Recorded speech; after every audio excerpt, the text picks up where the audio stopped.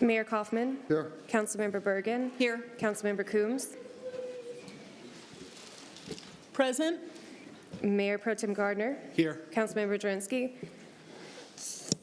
Here. Councilmember Lawson. Here. Councilmember Marcano. Councilmember Medina. Here. Councilmember Murillo. Present. Councilmember Sundberg. Here. And Councilmember Zvonek. Here. There's a quorum. Announcement for the public call-in line. City Council welcomes feedback from the public on both matters appearing on the agenda and during public invited to be heard.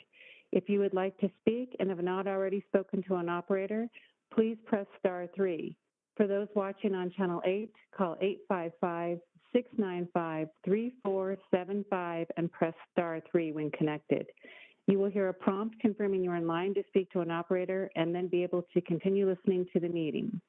When the operator comes on the line, please be ready to give them your name and agenda item you wish to speak on. Keep in mind you must press *3 before the city clerk reads the title of the item you wish to speak on. Finally, as a reminder, council does not allow comments about any items on the agenda during public invited to be heard. Each speaker is allowed 3 minutes, and public invited to be heard is limited to 1 hour in total.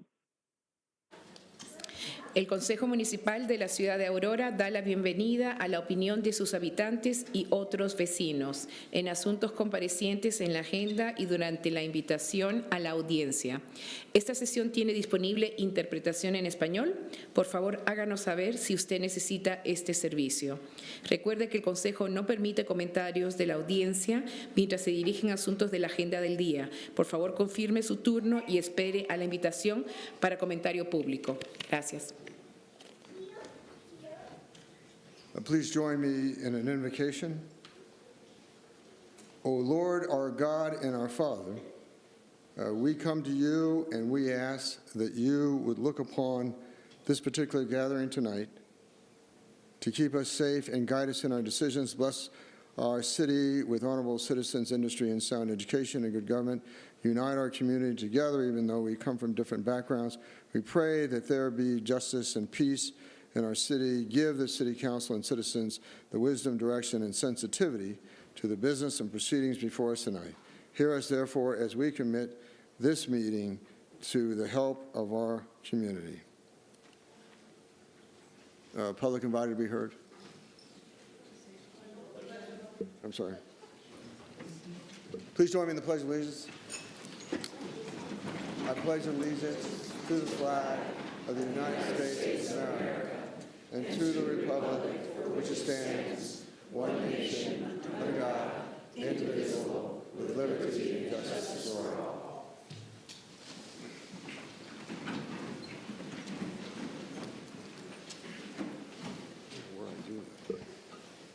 Okay.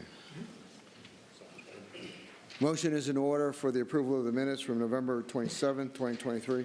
Mayor, I move to approve the minutes.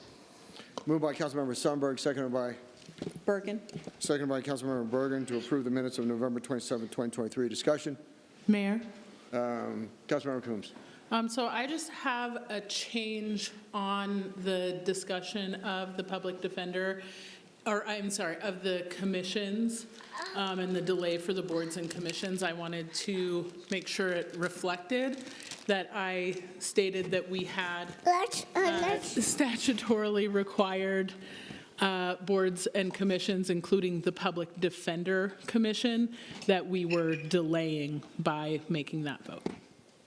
I'm sorry, did you state that at the meeting and you just wanted to clarify, or we're trying to add Yes, that language? it just said that I was saying that we weren't reconsidering the boards and commissions. It did not include the comment reflecting that that some of the specific commissions are statutorily required and required to maintain the independence of that office. So I would just like those to be included. Okay. There's been amended, Coombs' motion to amend the minutes from November 27, 2023. Is there a second for the? Bergen. It's been seconded by Councilmember Bergen. Discussion? Seeing no discussion to the amendment, call for the question on the amendment. Mayor To the Kaufman. minutes. Mayor votes yes.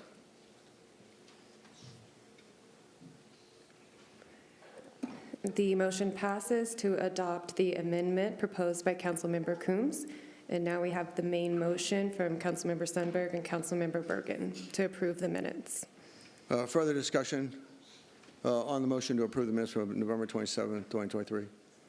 Seeing none, call for the question on the adoption of the minutes from November 27th, 2023. Mayor Kaufman. Mayor votes yes. The motion passes to adopt the November 27th, 2023 meeting minutes. Okay, and then we do, okay.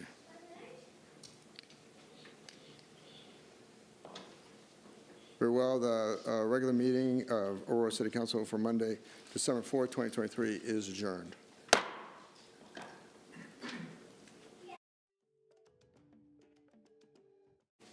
Announcement of the election results. The announcement for the November 7th, 2023 regular municipal election is as follows. For Mayor, Mike Kaufman. For Councilmember at-large, Allison Coombs. Councilmember at-large, Curtis Gardner. Councilmember Ward 4, Stephanie Hancock. Councilmember Ward 5, Angela Lawson. And Councilmember Ward 6, Francois Bergen.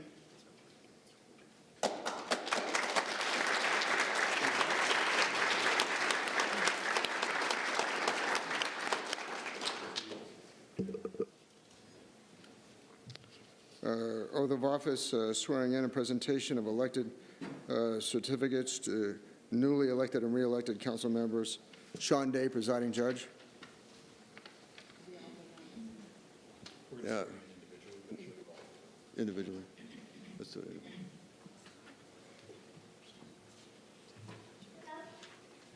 Okay, I think we're going to begin this exciting night with swearing in of Mayor Kaufman.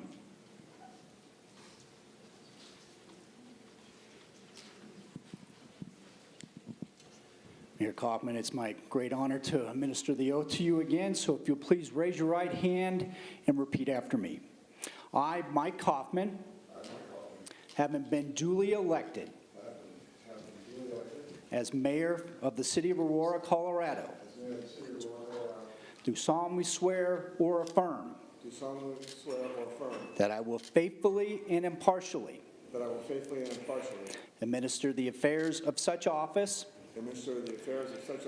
in accordance with the constitutions of the United States of America and of the state of Colorado and the charter and ordinances of the city of Aurora to the best of my judgment and ability. So help me God. Congratulations again.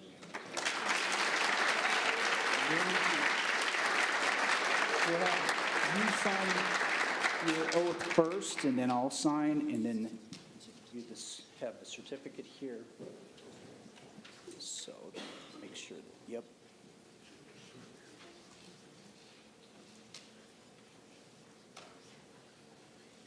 Getting there.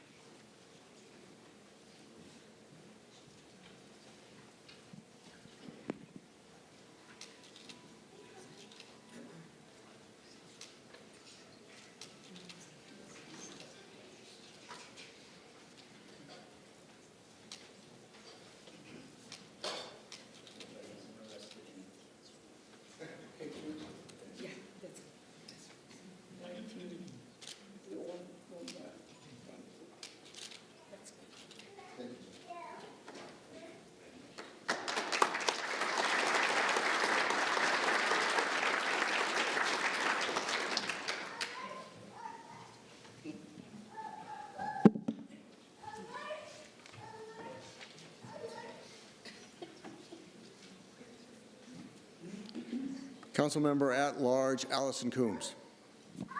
Next will be Councilmember at-large, Councilmember Coombs. I'm not that scary. No? All right. No, you don't. You want? Okay, sure. You want to do that?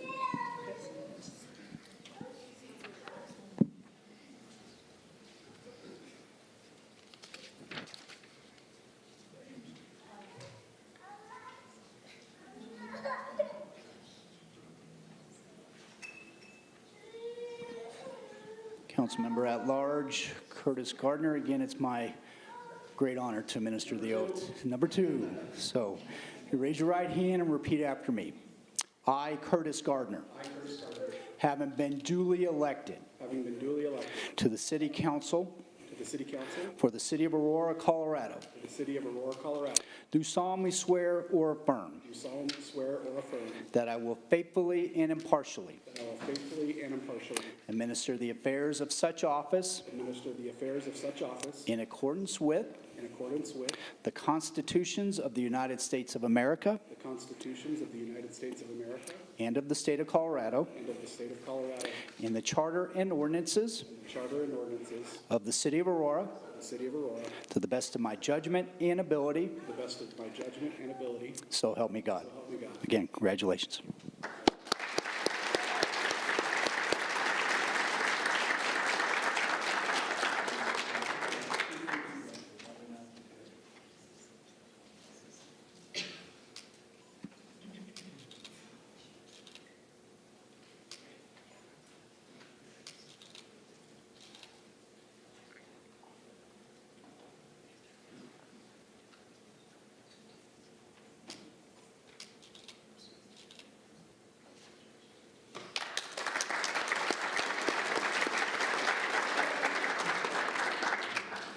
Councilmember Ward 4, Stephanie Hancock.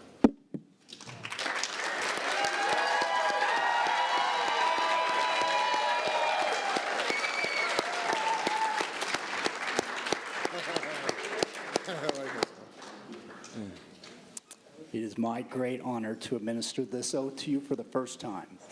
So if you please raise your right hand, and repeat after me. No, I said hands. So it was, you only have one right hand, right? Oh.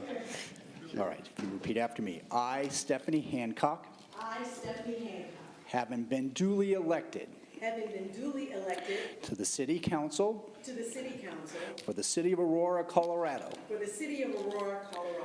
Do solemnly swear or affirm. Do solemnly swear or affirm. That I will faithfully and impartially. That I will faithfully and impartially. Administer the affairs of such office. Administer the affairs of such office. In accordance with. In accordance with. The constitutions of the United States of America. The constitutions of the United States of America. And of the state of Colorado. And of the state of Colorado. And the charter and ordinances. And the charter and ordinances. Of the City of Aurora. Of the City of Aurora. To the best of my judgment and ability. To the best of my judgment and ability. So help me God. So help me God. Congratulations.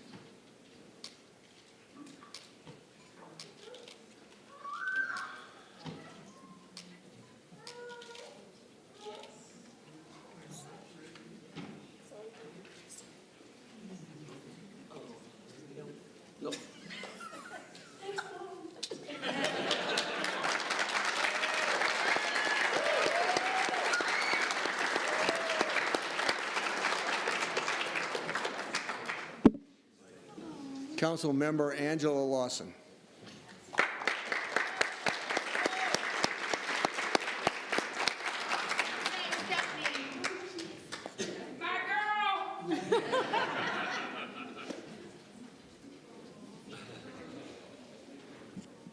Number 3, right?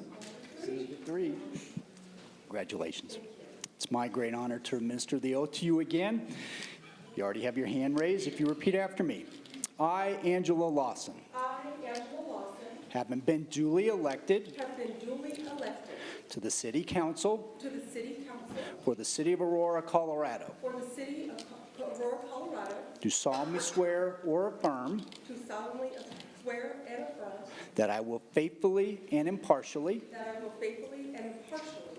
administer the affairs of such office administer the affairs of such office in accordance with in accordance with the constitutions of the United States of America the Constitution of the United States of America and of the state of Colorado, and of the state of Colorado, and the charter and ordinances and the charter and ordinances of the city of Aurora, of the city of Aurora, to the best of my judgment and ability, to the best of my judgment and ability. so help me God. So help me God. Congratulations.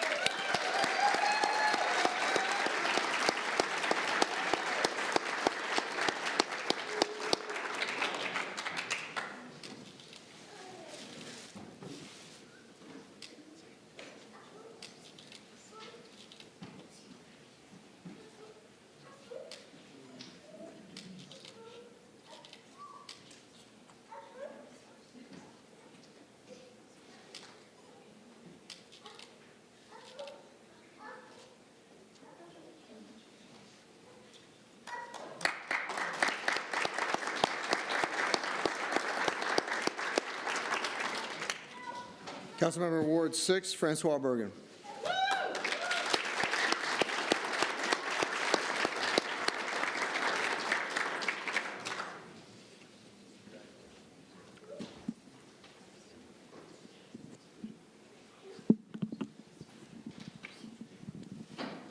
And again, number 3, right? Number 3. It's my great honor to administer the oath to you again. If you please raise your right hand and repeat after me. I, Francois Bergen, having been duly elected to the City Council for the City of Aurora, Colorado, do solemnly swear or affirm that I will faithfully and impartially administer the affairs of such office in accordance with the Constitution of the United States of America the Constitution of the United States of America and of the state of Colorado, and of the state of Colorado, and the charter and ordinances and the charter and ordinances of the City of Aurora, of the city of Aurora, to the best of my judgment and ability, to the best of my judgment and ability, so help me God. so help me God. Again, congratulations.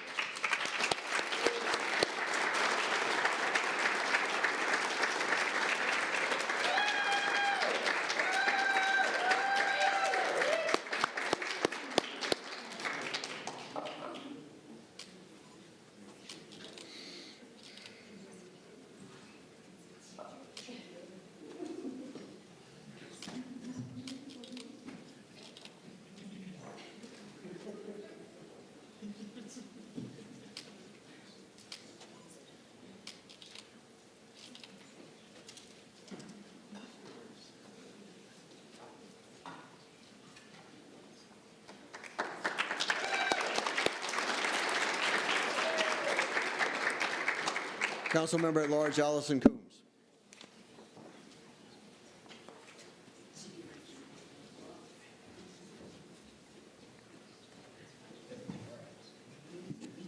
Number 2, second time.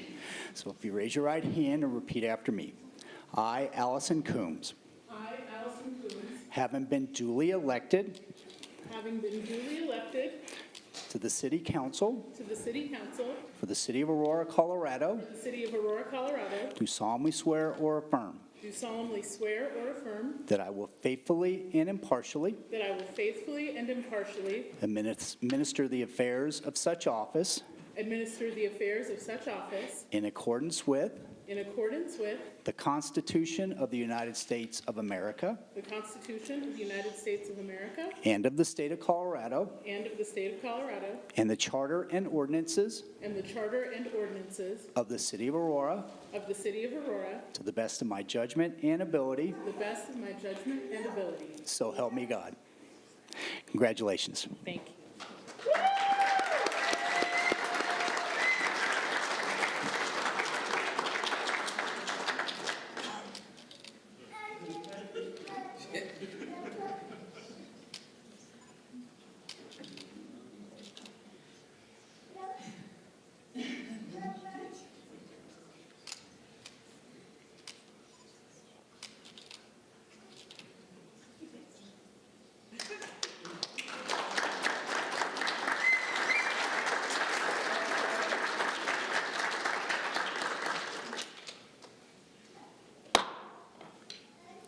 The council meeting for December 4th, 2023 is called back to order. Would the clerk please call the roll?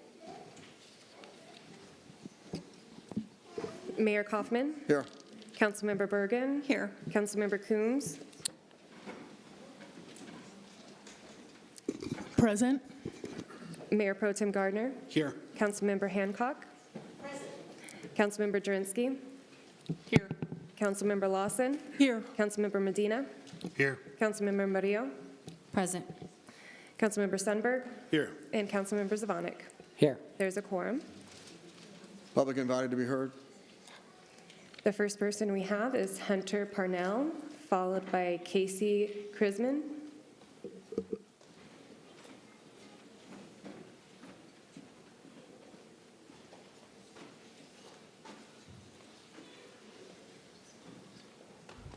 Hi, I'm Hunter Parnell, and I am not an Aurora resident, but tonight I come to you as an extremely concerned disabled veteran to talk about the privatization of the Aurora Public Defender Office.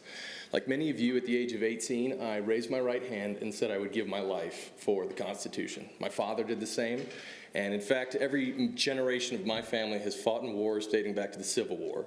The principles of that document mean a great deal to me, and I am deeply offended that members of this committee would financialize one of those rights, that they would look at the Sixth Amendment and say, you know what if we could do this to the lowest bidder?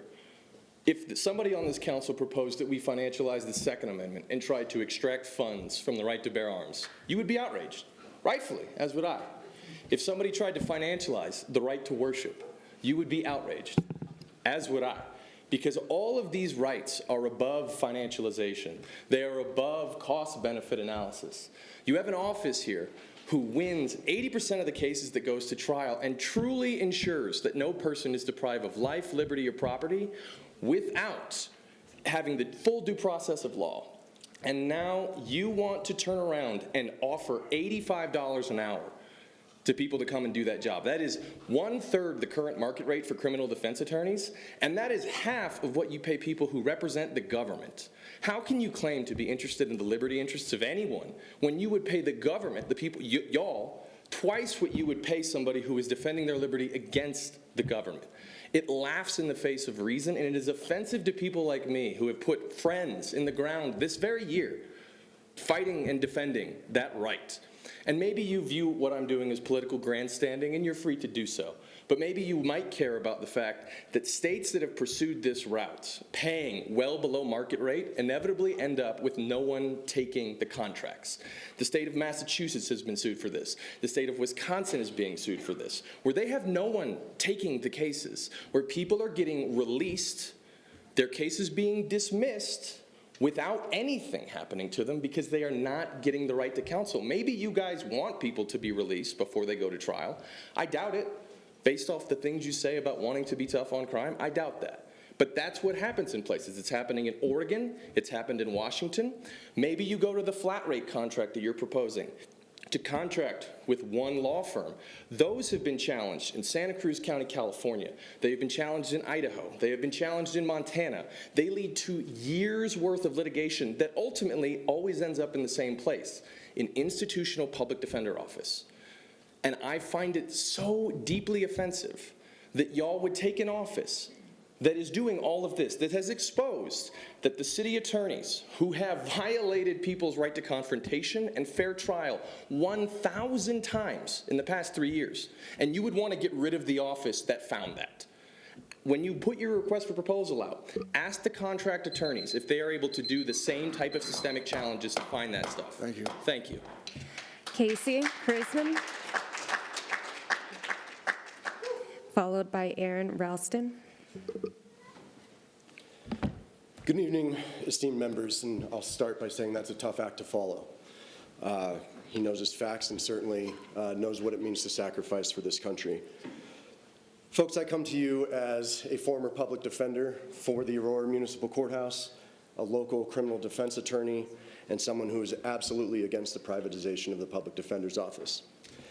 I also come before you today making statements about a judiciary and a prosecution, an executive branch that have people that I have a great deal of affinity towards. It is hard for me to stand up here today and tell you how bad they are doing at their jobs when they're sitting here in this room and I have to smile at them and see them in court again.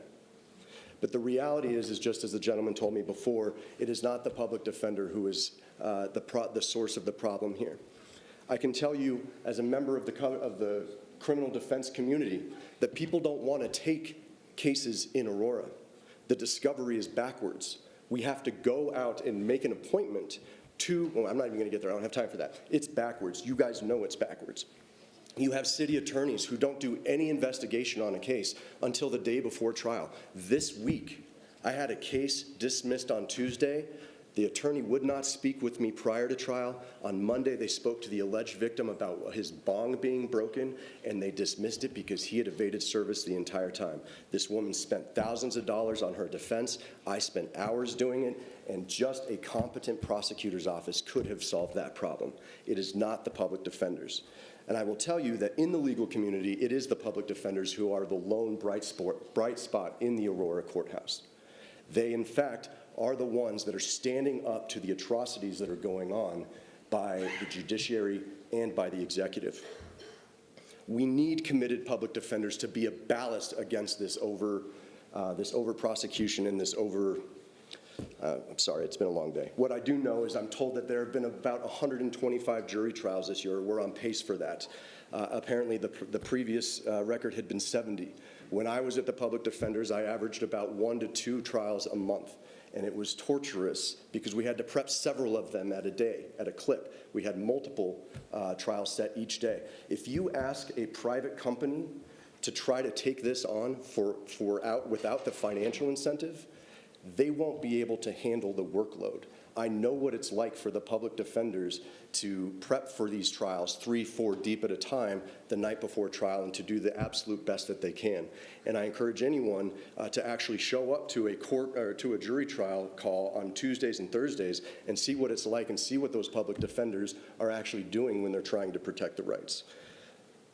I'll end with this. The people who these public defenders represents, they are your clients or they are your constituents too. And you should be appalled by the way that they are treated in the Aurora Municipal Court, and you should be appalled by the way that they are treated while their rights are violated.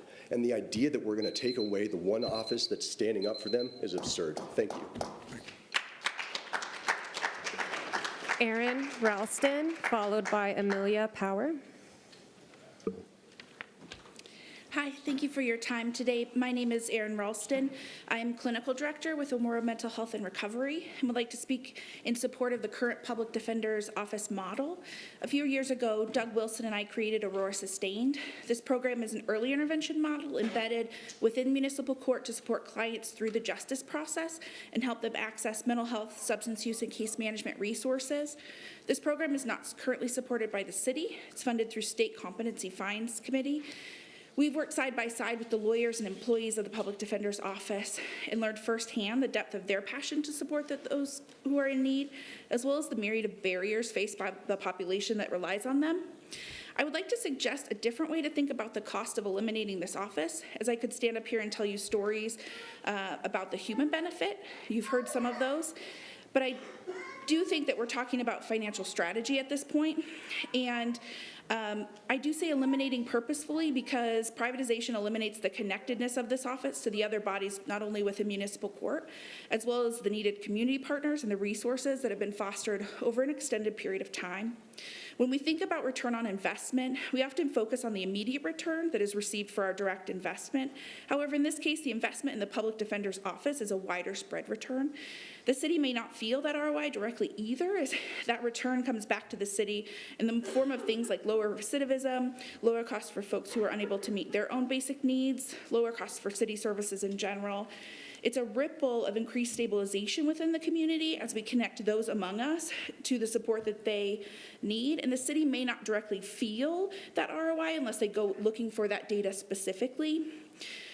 The ripple that this ROI creates increases the overall safety within the community, which seems to be the ultimate goal of the council's work, to increase safety. Aurora continues to respond reactively to some of the most pressing issues, and that method of response will inevitably perpetuate the issues.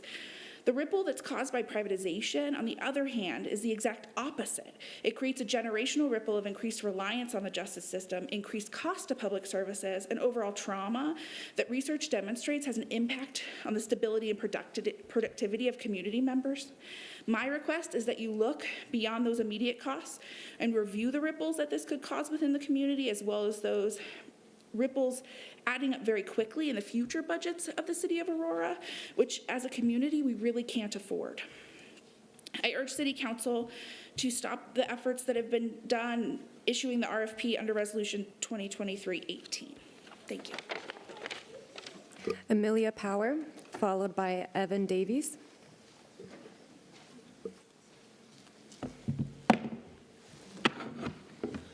Council members, my name is Amelia Power, and I speak to you today to urge you to carefully revisit the data and assumptions on which the Resolution 23118, the effort to privatize the Aurora Public Defender's Office, have been based.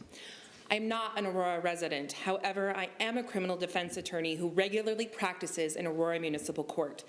My firm takes Aurora municipal cases for both private paying clients as well as indigent clients through our contract with the Office of the Alternate Defense Counsel, and we treat both types of cases the same. Handling an Aurora Municipal Court case is a unique experience. Unlike almost every other jurisdiction in the state, discovery here is not electronic. You have to make time to travel, pick it up, and convert it to electronic means. In many cases, you cannot even get discovery until you enter a not guilty plea, triggering an intense period of work as you investigate, negotiate, litigate, and prepare the case for trial simultaneously. There's pretrial litigation in almost every case. I looked at my firm's average hours spent on an Aurora municipal case, and we spend an average of at least 17.6 hours, and that's prior to trial. My understanding is that the effort to privatize the Aurora Public Defender's Office is due to cost concerns. A misguided belief that the nearly 4,000 cases handled by the Aurora Public Defender each year could be handled for less than their current budget of $2.5 million. And I am here to tell you that such a conclusion must be based on false assumptions. Let's look at some numbers. Currently, my ADC rate for these types of cases is $95 an hour, and Aurora pays less than that. Assuming 17.6 hours spent per case at $95 an hour for 4,000 cases, we are more in the realm of me having to bid something like a $4 million budget rather than a $2.5 million budget. And I would spend approximately $1,672 per case, which is almost 4 times what is estimated the current public defenders are spending per case. There are many other hidden costs also of trying to privatize the public defender. Attorneys who would work for that low rate only must be new, and who's going to pay to train them? Public defenders in studies after studies are able to secure more pretrial release. That helps lessen the cost of operating jails.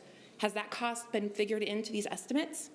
And finally, the mental health services that are currently offered by the current public defender system is a huge cost savings that I don't believe has been calculated in the mere dollars and cents.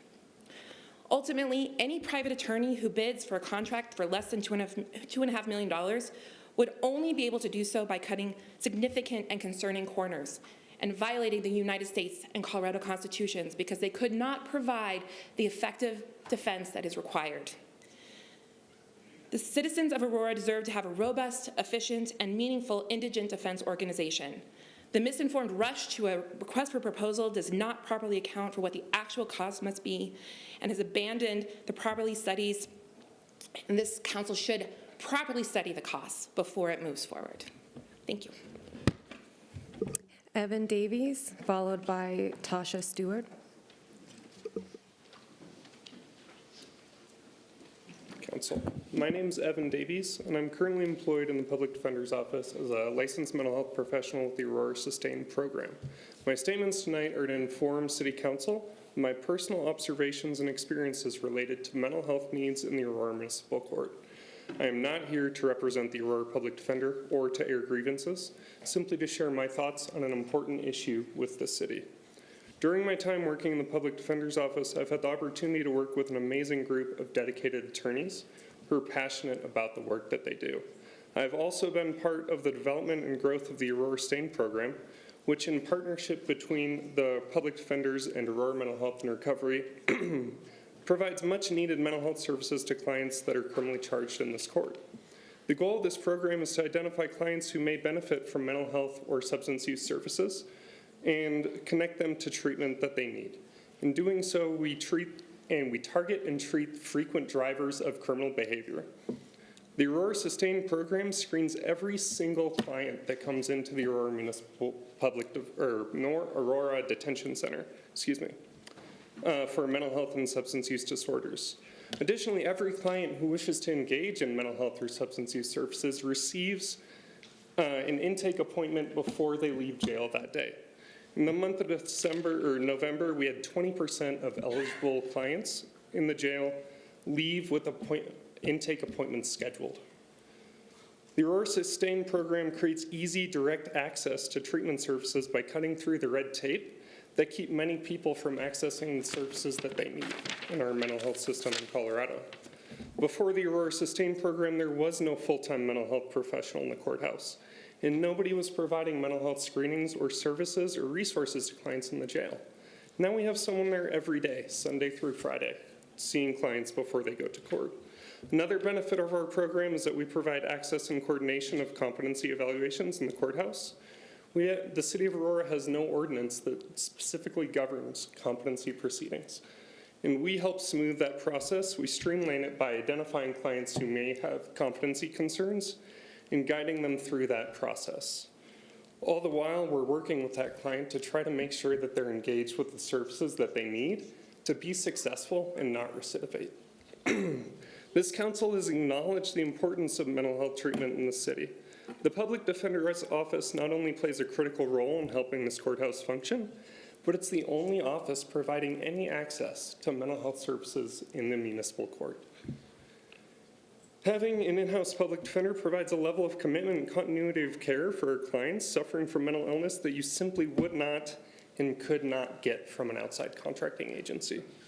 A group of contracted attorneys would not see the value in these services because you can't put a dollar amount on the services that we provide. And although the work we do is priceless, it does not bolster the bottom line. I urge City Council to cease all efforts to issue an RFP under the Resolution 2023-118. Thank you. Tasha Stewart, followed by Jean Sertic. Katie, may I have his contact information and the other individual who was representing Aurora Mental Health? Yes. Thank you.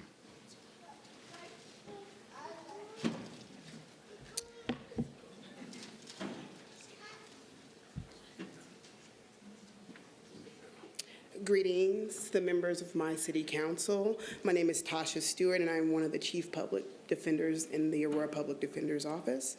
I was also interim chief public defender for the Aurora Public Defender's Office, and I've served on the Aurora Public Defender's Office Commission as an attorney in the community.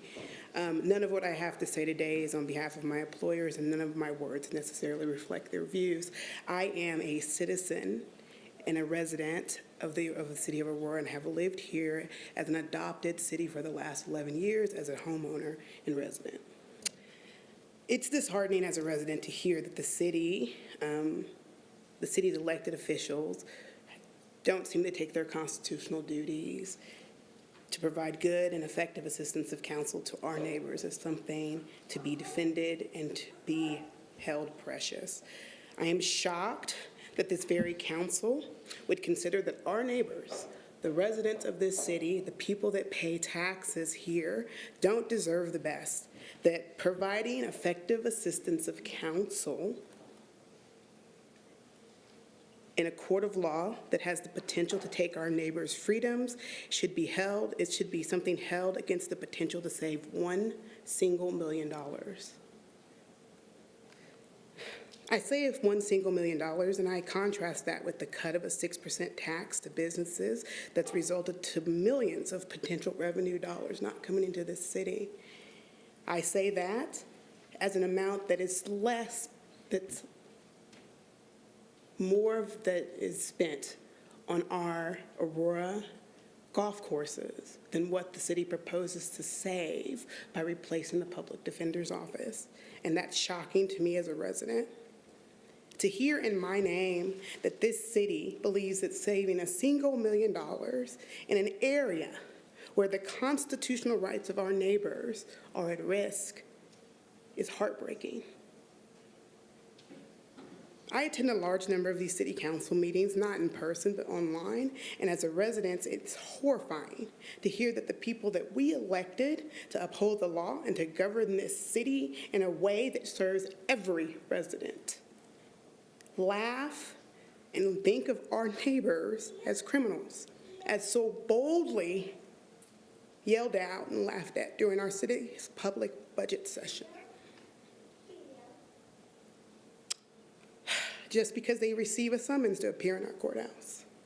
A summons that any one of us could receive on any day of any week of any year that we live in the city of Aurora.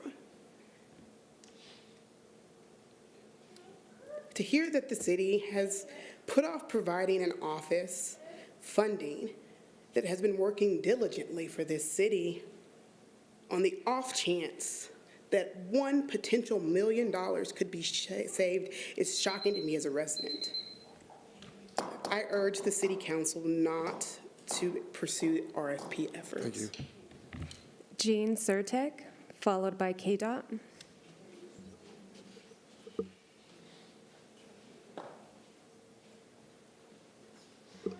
Jean Surtek. Okay, KDOT.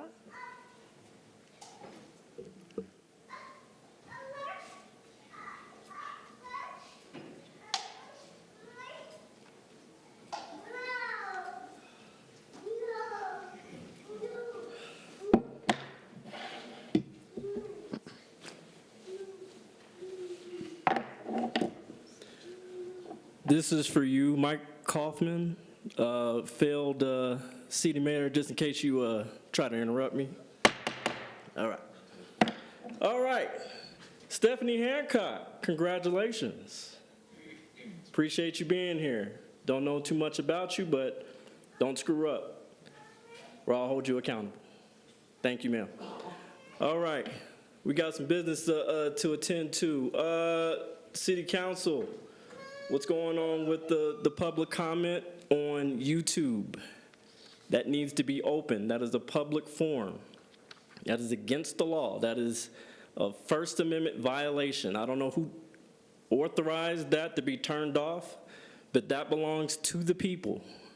So I would like to make that as a public record to have that turned back on again immediately. I'm getting complaints out here, okay? Thank you. Another thing.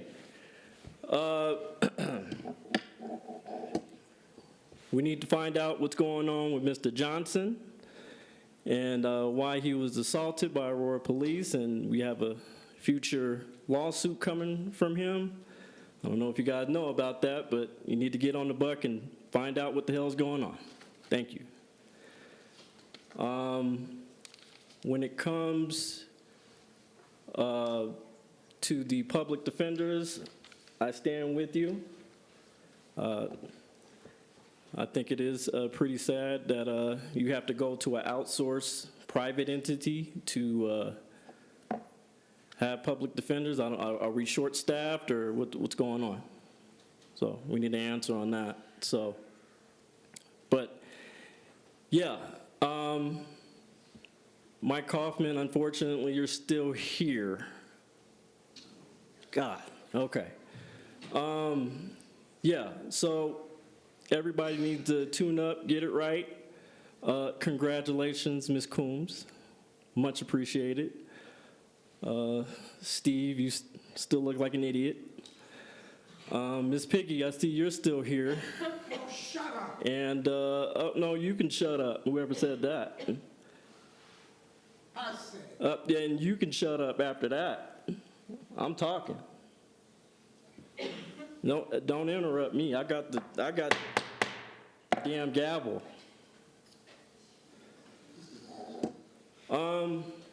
Like I said, we need to do some more. Make sure you guys is more reform on the police department. Also, the guy who choked Elijah McClain to death. Make sure you put him in the equipment room. Don't put him out in public, because I will embarrass him. Okay? All right. You guys have a good night. Meeting adjourned. Robbie DeYoung, followed by Tanya Tabachek.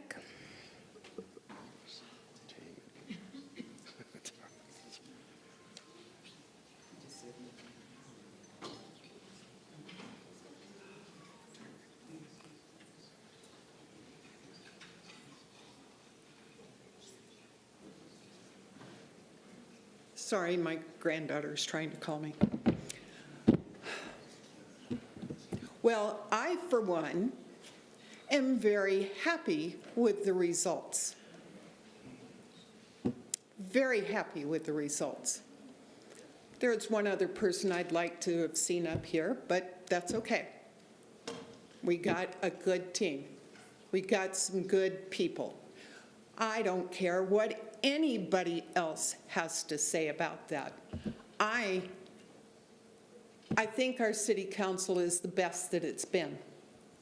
And you won't hear people from the audience. No, I'm not going to go there. My name is Robbie DeYoung, for the people in the audience that don't know who I am. I run the Next Door group, Stolen and Vandalized Vehicles in Colorado. I am very dedicated to this and have been for the last 2 years. Colorado is still #1 in the nation per capita for auto theft. We're also #1 for rape. We're also #1 for domestic violence. We're also #1 for retail theft. So to me, I'm not going to say I'm on one side or the other, but I truly believe that a great deal of the problem that we have with the crime rates that we have is due to our legislative body in Denver, for our state, and to the DAs. Our judicial system is soft on crime. And until we stop being soft on crime, we are not going to get out of the #1 slot for all of the bad things that are in Colorado. I am behind our city council. I am behind our police department. I am behind the citizens of not only Aurora, but of Colorado. And I will do everything in my power to do what I can to bring down the rates of auto theft and vandalism and carjacking that we have in this state. And then once that's done, I'll go on to something else that will annoy you guys as much. I'm absolutely certain of that.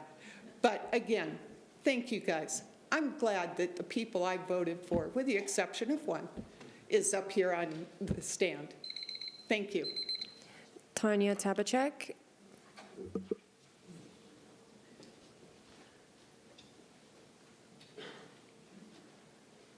Good evening, Mayor and council members. I'd like to say congratulations to Mayor Kaufman and the returning council members, and also congratulations to Ms. Hancock. You guys, I know, deal with a lot, so I appreciate all that you do and so forth.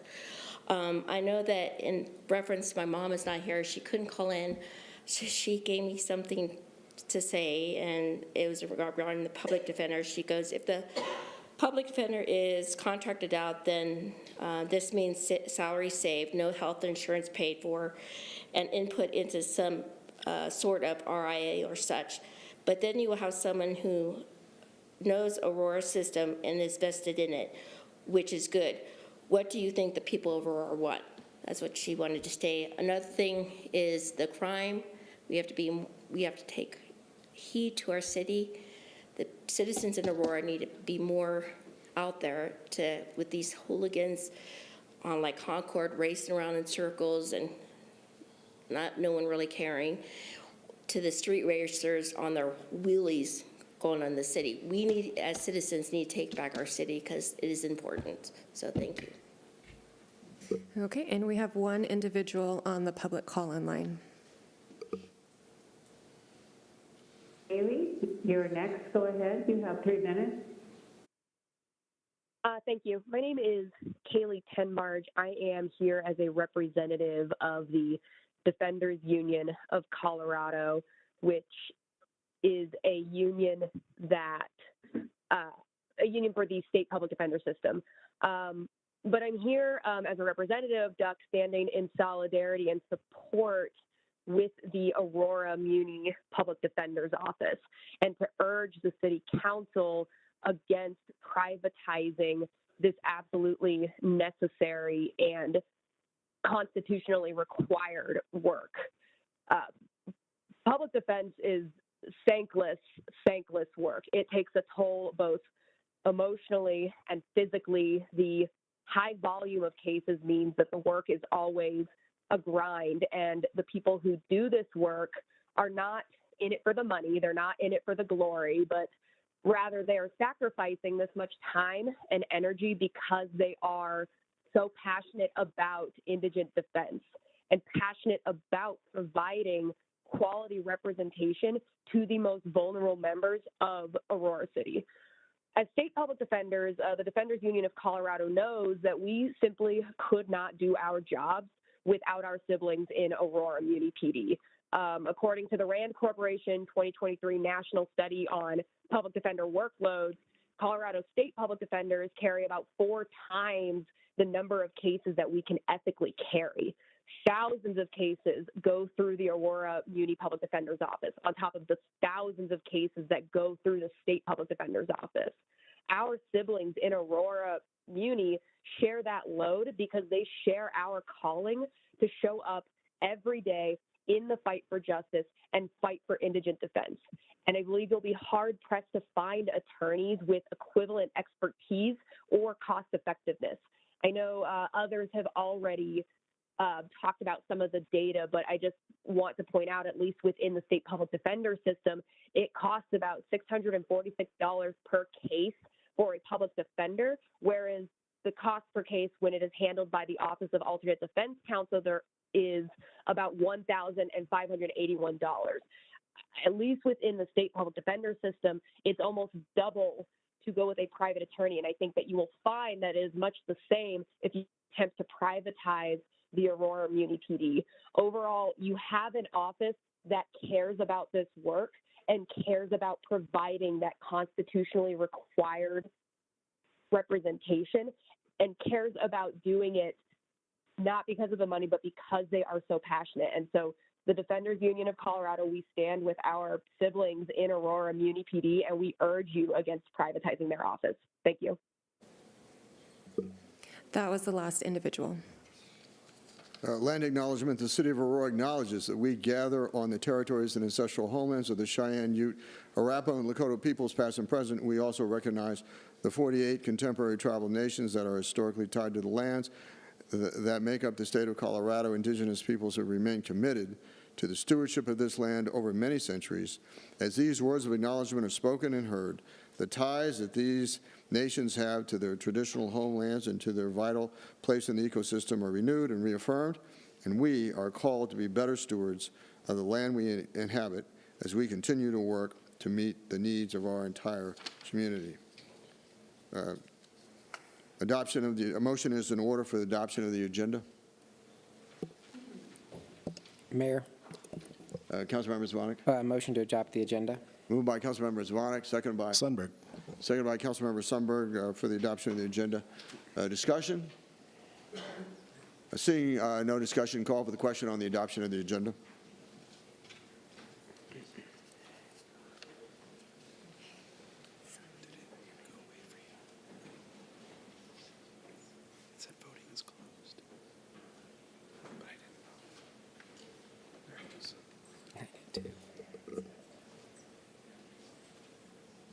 Mayor Kaufman? Mayor votes yes.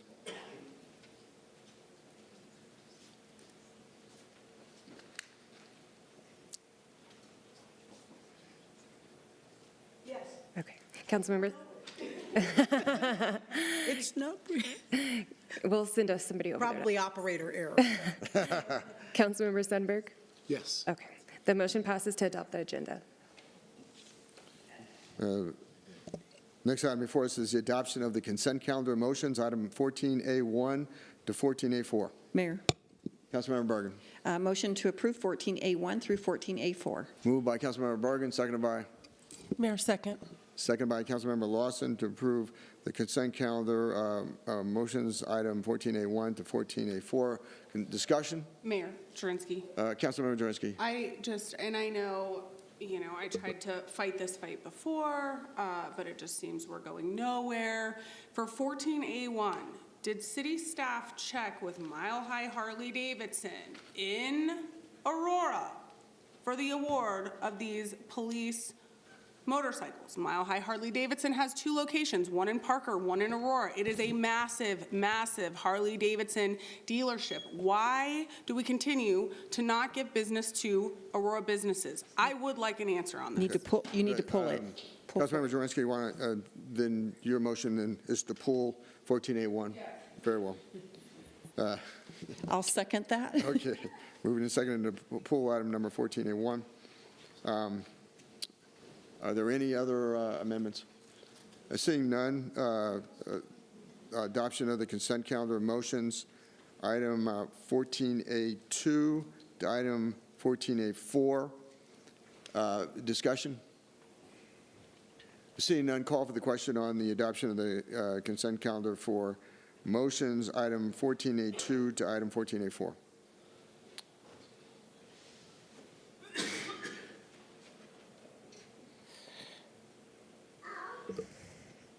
Mayor Kaufman? Mayor votes yes. Councilmember Hancock?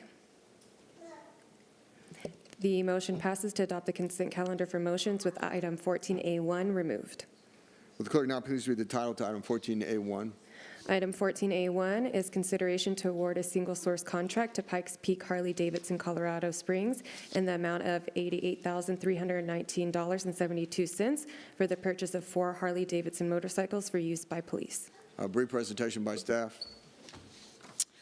Good evening, Council. This is an award for maintenance, for purchase of the, hang on while I get there, apologies.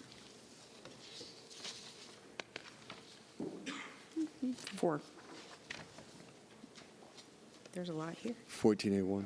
14A1. Thank you. I'm having some issues with my item here. And I know Ronnie Forrest, our fleet manager, is on the call. And so if Ronnie's available, he can give that brief presentation and overview. Sure. This is a single source contract. We go through the same process we go through with all vehicles. And so when we get the award sent out, not only is it a grant, but when the dealerships respond, that's how we identify who that's going to go through. So all the dealerships have the option, if they're in the system, to respond to that grant request. If they don't respond, then that's how we end up with with Pikes Peak. Questions of staff? Councilmember Drinsky. Well, hopefully I can start to hear, but I think what I heard is that this goes out, an RFP goes out, and that people have to, but I don't understand, so they just respond with their price? Like, are we even contacting, so we don't contact any businesses in Aurora and try to keep tax dollars in Aurora? We don't call Mile High Harley and say, hey, can you beat this price? We just don't care. So typically when we issue a request for proposals, businesses respond. I can see if we've done any outreach to the dealerships here in Aurora. I would note that as a government purchasing agency, we're not paying tax dollars, so there's no tax dollars coming back to the city. So this is typically when we're bidding these out, we're bidding them out with specifications, and we are taking the low bidder that's going to provide the best value for the citizens of Aurora in terms of meeting the specifications we have at the best price. Okay. Well, I plan on reaching out to them and seeing if they even knew about this RFP. Mayor? Further, Councilmember Bergen. Just a question. So I see from the backup that they were also offering us a discount. Is that correct? Correct. Is that a Go ahead, requirement Ronnie. of, and that's Go a ahead, Ronnie. requirement of the bid? Yeah, Ronnie Forrest, our fleet manager, will answer. That's correct. If you can hear me, when this goes out, it is competitively bid. So if no one responds, and I can tell you from experience, a lot of these companies don't realize that the bid is out there, or they don't have the staffing or the time to respond to a bid. And so when we get that response back, not only was this a grant, but they responded in the time that we needed them to respond in to be awarded that contract. Unfortunately, we have one person doing this work, and he doesn't have the capacity to call several dealerships and then wait for them to respond or not respond. So our biggest challenge has been individuals and organizations responding to the call or responding to the RFP. Okay, thank you very much. Further questions to staff? Seeing none, discussion on the adoption of 4A1. I'm sorry, has 4A1 been moved and seconded? Oh, 14A1. Oh, well, it was.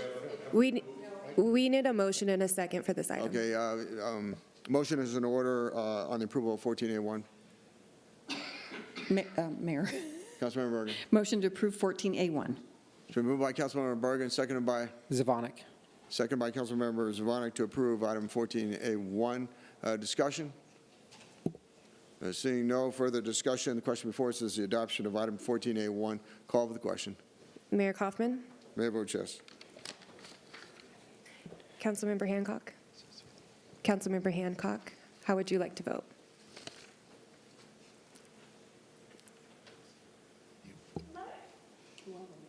Okay, yes.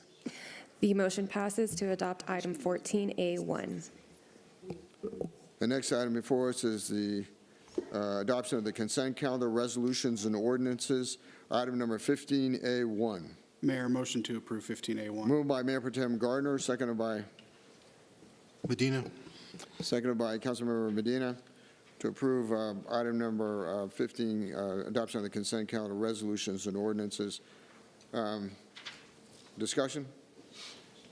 Seeing no further discussion, the question before us is the adoption of the consent calendar, resolutions, and ordinances. Item number 15A1. Call for the question.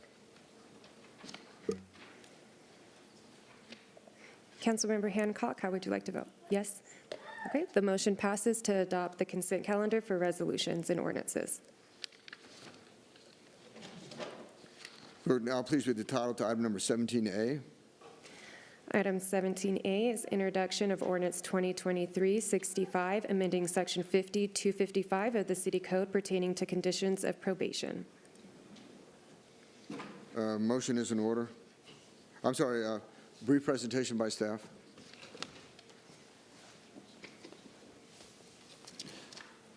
Good evening, Mayor and members of council. This is an ordinance that adopts some of the language of the state statute. It also will clarify some language that we have currently within the ordinance to conform with the state statute language as well. When we adopted all the requirements of House Bill 1222, there was a review of the current code, and it was clear that the ordinance needed to be updated and language added or clarified to conform with the state requirements. Questions to staff? Seeing none, question before us is the adoption of item 17A. Is there, I'm sorry, discussion? Oh, I didn't do a motion yet. Motion is in order for the adoption of item 17A. Mayor, Councilmember Zvonic. motion to approve item 17A. Moved by Councilmember Zvonic, seconded by? Sundberg. Seconded by Councilmember Sundberg to approve item 17A. Discussion? Seeing no discussion, the question before us is the adoption of 17A. Call for the question. Councilmember Hancock? Yes. The motion passes to adopt ordinance 2023-65. Thank you. Next item, 21A, consideration to elect the mayor pro tem, and nominations are in order. Mayor, Councilmember Drensky. motion to appoint Councilmember Zvonek as mayor pro tem. That doesn't report. It's been moved by Councilmember Drensky, seconded by Sundberg. Mayor, Councilmember Sundberg, substitute motion. to approve Councilmember Zvonek. Councilmember Murillo. I'd like to move to appoint Councilmember Allison Coombs as mayor pro tem. Okay. A substitute motion by Councilmember Murillo is seconded by Medina. Councilmember Medina. Discussion on the Murillo substitute amendment. Mayor, Councilmember Murillo. I just wanted to ask if we were going to give council members who applied as mayor pro tem an opportunity to speak. Well, certainly in discussion, anybody can speak. So. Okay, I'll defer. Councilmember Coombs, would you like to speak first, or can I speak about you? Well, Yeah, sure, if that's okay, Mayor. Councilmember Coombs. Okay, thank you so much. I have been honored to serve on this council these last 4 years, to build strong relationships with our city employees, with many community stakeholders and community members, and also worked to address issues from a thoughtful and factual perspective. And I believe that we also have a lot that we can do to improve the functioning of this body. So I would ask for my colleagues' support as Mayor Pro Tem to be able to do just that. Further discussion on the Murillo substitute motion. Mayor. Councilmember Murillo. Yes, thank you. I just wanted the opportunity to voice my support for Councilmember Allison Coombs as Mayor Pro Tem. She is entering her second term and has moved from a ward seat to an at-large seat. And I think that speaks a lot for her ability to serve in a mayor pro tem role, to be able to build consensus. I know Councilmember Coombs to be very analytical and data-driven in her approach when it comes to pursuing different policies, even when her and I might not be aligned, even when she's not aligned with some of the policy positions that are put forward. I know her to be a critical thinker, and I've seen her legislate in a way that anchors her values, but also is rooted in the data and the direct impact to community. So I think that's the kind of consensus building that we need on our city council, especially in such a divided council, being able to speak factually about the impacts to our residents, whether or not we agree with the premise or not. I think that's important in a leadership quality that I'm looking forward to working with in an at-large role, and something that a quality we need in an at-large position. She has really strong relationships built with our staff, our senior staff, to be able to work to move items forward, as well as with various community members that she's built deep relationships over the last 4 years, and I know will continue to do so. I think she is best positioned. Her level of experience on city council, entering her second term, her 5th year, her approach, I think are all the types of skills that we need. I just wanted to voice my support. And I think her winning her at-large seat with the most vote in our city's history, I think also speaks to her ability to lead in this city. So I hope my council colleagues will join me in supporting her. Thank you. Further discussion on the Murillo substitute motion. Seeing none, the question before us is the adoption of the Murillo substitute motion. Call for the question. Mayor Kaufman. Mayor votes no. Councilmember Hancock. No. The motion does not pass with 8 no votes, yes, 3 yes votes. The yes votes from Councilmember Medina, Coombs, and Murillo. We are now back to the Jurenski motion that has placed Councilmember Zvonik's name in nomination for Mayor Pro Tem. Further discussion? Mayor, Councilmember Bergen. just want to support Councilmember Zvonik being the Mayor Pro Tem. He's shown just by his actions on City Council that he would be a really productive Mayor Pro Tem in working with Council in achieving the goals of the city. Further discussion? Seeing none, call for the question on the Jurenski motion. Mayor Kaufman, Mayor votes yes. Councilmember Hancock. Yes. The motion passes with 8 yes votes and 3 no votes. The no votes from Councilmember Medina, Coombs, and Murillo to elect Councilmember Zvonik as Mayor Pro Tem.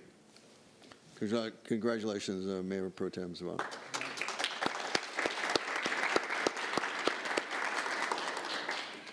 Reports.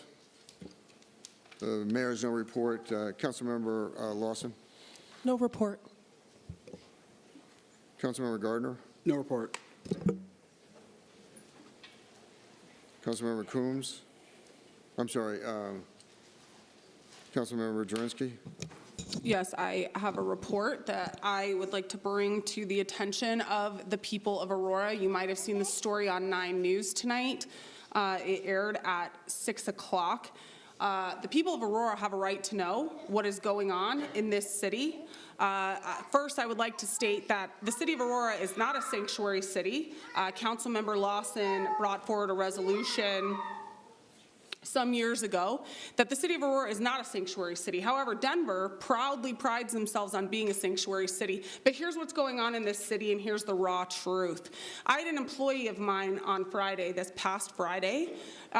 Him and his husband and their service dog had been living in an extended stay hotel, the Quality Inn, in Ward 3 on Mississippi and Abilene. They'd been living there for over a year. There were other families, many other families, that have been living there for up to 3 years. These are families with pets. These are families with children. They had taken up residency at this extended stay hotel.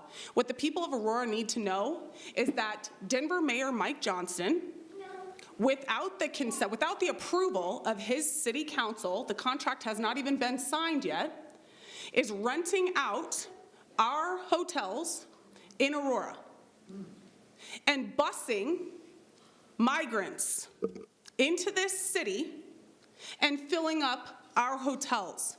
These are American citizens, hardworking American citizens, one of which happens to be an employee of mine, that were put on the street this past Friday in 40-degree weather. And if you remember, it then snowed on Saturday. So just so you know, and they thought that they would do this quietly. They thought they would do this quietly. Little did they ever think that there would be an employee of a sitting council member, much less myself, to end up behind this.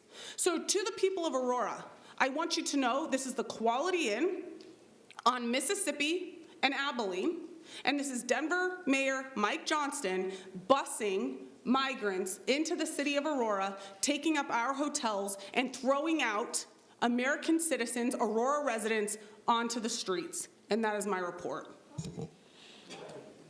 Let's see. Councilmember Zvonik. Thank you, Mayor. I just want to thank my colleagues for the opportunity to serve as Mayor Pro Tem over the next year, and I want to thank Councilmember Gardner, outgoing Mayor Pro Tem Gardner, for his service over the past year, and his predecessor, Councilmember Bergen. I've learned a lot from the two of you, and I hope to be able to learn from your lessons and serve this body well going forward. So again, thank you for the opportunity. Thank you. Mayor Pro Tem Zvonik. And Councilmember Gardner, thank you for your services, Mayor Pro Tem, for the last year. Report? No report, Mayor. I'm sorry. Who's next? I'm sorry. Did I already go to you? I'm sorry. Councilmember Gardner. I'm sorry. Councilmember Murillo. Thanks, Mayor. Congratulations to our new Mayor Pro Tem. I believe you said you were going to reach out to all council members. I'm still waiting on my call, but I look forward to working with you. And thank you for Mayor Pro Tem Gardner, for your work, having to step in on and keeping us on time. Much appreciated. I don't have a town hall in December, so I hope y'all enjoy your time off. And congratulations, Councilmember Hancock. I look forward to working with you, especially in Ward 1, where I know we both have a vested interest and a heart for what goes on in that area. So congratulations. Councilmember Sundberg. Thanks, Mayor. Just very briefly, last week, a hotel owner called me off of the same street, not far from that other hotel. There was a man having a serious mental episode, a former veteran, armed, doing a threatening suicide by cop, a very sensitive situation. He was alarmed that the cops weren't doing much about it at the time, but had to handle that very strategically and patiently. It escalated. He was launching the refrigerator and microwave and various things out the window, and he was a threat clearly to himself and other guests there. Fire responded, CRT, Fugitive Response Team, SWAT, and CRT was on the phone with him for a while, very, very patient, and it was just an example of how our police force, fire, communicated very well. The negotiator communicated very patiently and well for a long time, but ultimately they moved in and secured this gentleman. He did surrender, but it was an example of our veteran police force just acting so professionally and doing their job quite well. Councilwoman Hancock and myself attended the Southeast Area Maintenance Facility for a discussion on engineered drought-resistant Bermuda grass. Tahoma 31 with a couple of scientists and people from our water department, pros, learning about this new engineered grass that's been in 7 NFL stadiums now, Kentucky Derby, grass track. So it's promising, meeting all sorts of weather constraints. Attended the graduations for both fire and police. There were 11 graduates from the police academy. There will be 29 in March. Hopefully we can rebuild our police force to get back the 100 that we need in 2024. It's certainly a goal of mine. And just lastly, thank you to and congratulations to Councilmember Zvonek, who is the type of individual to set a vision. He's a policy-minded guy, very strategic, and sets things very clear. So congratulations. We look forward to your leadership, sir. Now, Councilmember Medina. No report, sir. Now, Councilmember Hancock. Thank you, Mayor. And as Councilmember Sundberg mentioned, it was really an exciting experience to go to the Scene plant. And it is amazing the amount of work that our water department is doing and the amount of education that's available to us as individual citizens on how we should manage our water. I think that the main takeaway that I had was that it's important for us as constituents and citizens of this city to understand how our water works and how we can best be good stewards of our resources. It's important for us to know that, and that's going to be one of my fundamental things that I want to do going forward. Education is key, and I think a lot of the things that we're dealing with strategically, fundamentally, as citizens of this city, education and communication are two important things. So I'm looking forward to getting my hands in there, and we're going to get some work done. All right. Councilmember Lawson. Councilmember Bergen. Thank you, Mayor. Congratulations, Councilmember Zvonek, on being the Mayor Pro Tem. Look forward to working with you. Saturday morning, we have Shop with a Cop at the Walmart in Southlands. For those of you who are not familiar with this, our police officers provide an opportunity for children that are underprivileged to be able to get Christmas gifts, and officers escort them through the store to select items that they have on their list. So I'll be there with, I know some of the other council members will be there as well. The tree lighting is tomorrow. If you haven't been, it's a great event. Wednesday evening at the Southeast Recreation Center, there will be the Red-tailed Hawk Park Master Plan engagement, where you can give your input as to what you would like to see with the completion of that park. And then just also, I attended the police graduation with Councilmember Sundberg. So excited to have new recruits on board. And that's it. Thank you. Mayor, I'm sorry, I did Oh, I'm have a sorry, Councilmember report. Coombs. I was just a little confused about who you were calling. So I just really, well, I'd like to congratulate Councilmember Hancock and Councilmember Zvonek, but I also want to thank Councilmember Marcano for his service. Working and serving alongside him, I think, made me a better council member, taught me a great deal about many subjects. He really took the time to investigate and understand a wide variety of topics, and that helped me and I think everyone to understand issues better. He will be sorely missed on this council, certainly by me, and I know as well by our city staff who appreciated his analytical and very information-driven approach to policymaking. So just very many thanks, and we'll miss you. Seeing no further business before the Aurora City Council, meeting is adjourned.